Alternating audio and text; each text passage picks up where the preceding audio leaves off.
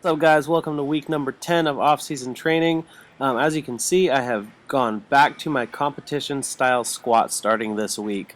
I've had a lot of time to kind of let the information I learned from Boris Shako last week kind of sink in and marinate. And at first, I was tempted to, go, everything I've been doing is wrong, and I need to adopt this whole new principle and this methodology with my training. And after kind of giving it some really good thought and remembering that, there are a lot of different training modalities and methodologies that all have proven successful for certain people, I decided that really focusing just on percentages is perhaps not the best route for me, at least at this point.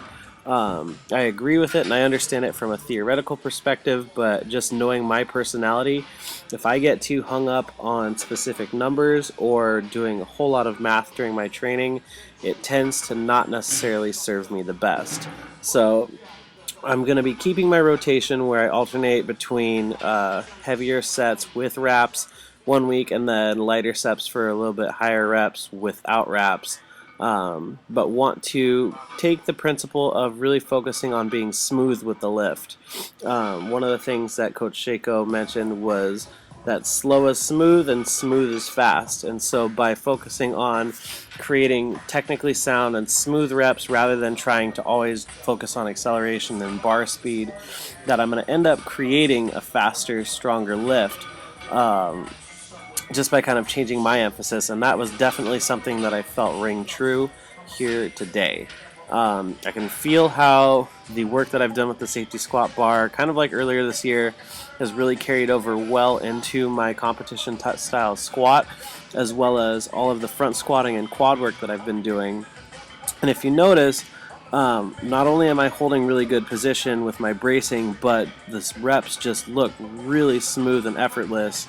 And these were some of the best feeling triples that I've ever really done. Still working with the Olympic shoes. I tried a few sets with my flat shoes, and I feel like that my squat style has changed enough to where I actually am a lot stronger with the slightly elevated heel.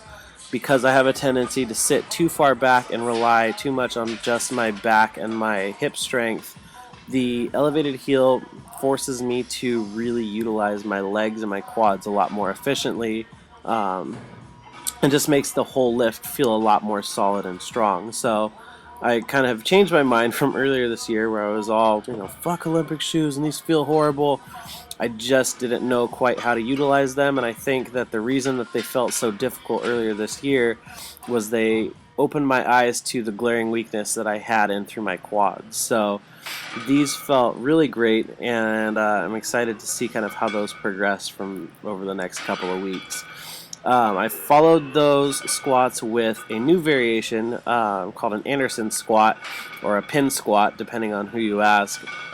Rather than just keeping with more low bar position, because I want to minimize the amount of pressure that I put on my elbows so that I don't flare up tendonitis, I decided to do these with the safety squat bar.